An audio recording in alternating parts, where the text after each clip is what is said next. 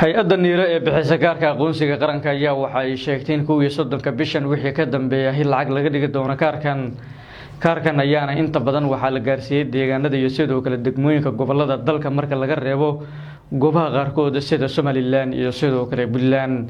Dowladda federaalku waxa ay sheegteen dhammaanba markaas looga baahan yahay shacabku inay qaataan kaarka aqoonsiga niira iyadoona sidoo kale muddadii uu jiray kaarkan aanan dadka laga qaadi jirin wax lacag ah.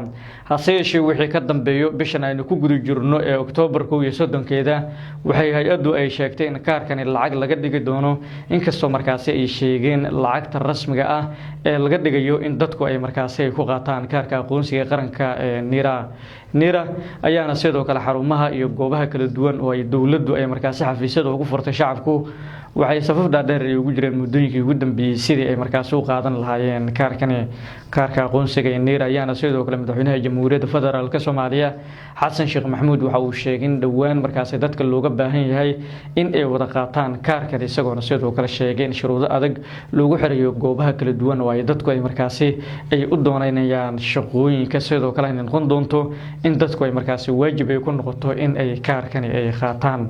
hase yeeshee dowladdu waxay sheegteen dhawaan kaarkan lacag laga dhigi doono iyadoona sidoo kale ku sheegteen dadka looga baahan yahay in ay isdiiwaan geliyaan sidoo kalena goobuhu ay tagaan maadaama muddo kooban ay ka dhiman tahay 11 bishan aynu ku guda jirno ee Oktoobar. adeeg maaliyadeed cusub sanduuqa maalgashiga ee Aaran.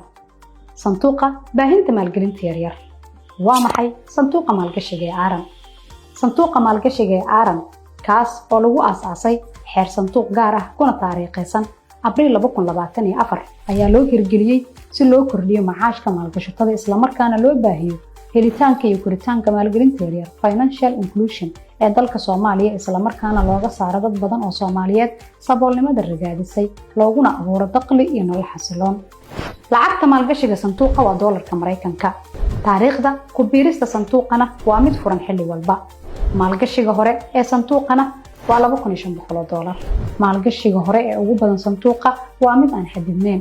kordhinta maalgashiga sanduuqa waa mid iyadana aan xadidneyn. taariikhda ka bixitaanka sanduuqa waa wixii ka dambeeya 31 Diseembar. maalgashiga lala bixi karo ma ahan mid xadidan. ujeedka sanduuqa Aaran. ujeedka ugu weyn ee loo aasaasay sanduuqa maalgashiga ee Aaran waa in la daboolo baahida maalgelineed ee dadka Soomaaliyeed ee dakhliga hoose iyo ganacsiyadooda. ujeedka kale ee loo aasaasay sanduuqa maalgashiga ee Aaran waa in maalgashatada sanduuqa ay helaan macaashka ugu weyn oo ay suuragal tahay in loo sameeyo. qaab dhismeedka sanduuqa maalgashiga ee Aaran. guddiga sare ee amaanada. sanduuqa Aaran waxaa korjoogteyn sare ku leh guddiga sare ee amaanada oo ah guddi jaangooya dhammaan go'aamada masiiriga ee sanduuqa. martigeliyaha sanduuqa. sanduuqa Aaran waxaa martigeliyay oo xeerkiisu ku sidkan yahay horseedka Microfinance Limited iyo Bulsho Sacco oo ku hawlan baahinta adeegyada kaydka iyo maalgelinta yaryar ee dalka Soomaaliya. guddiga shareecada.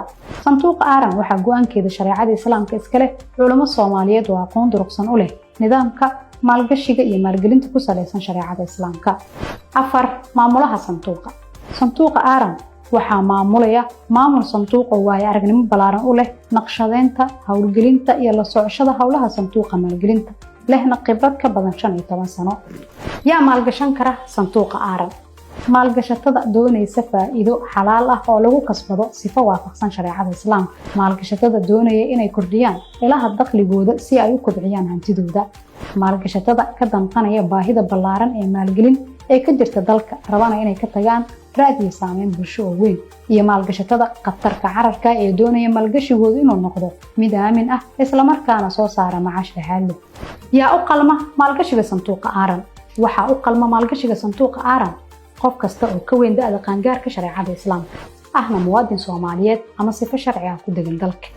sheega isha dakhligiisa ayna ka go'an tahay bixinta sakada iyo waajibaadka kale ee maaliyadeed.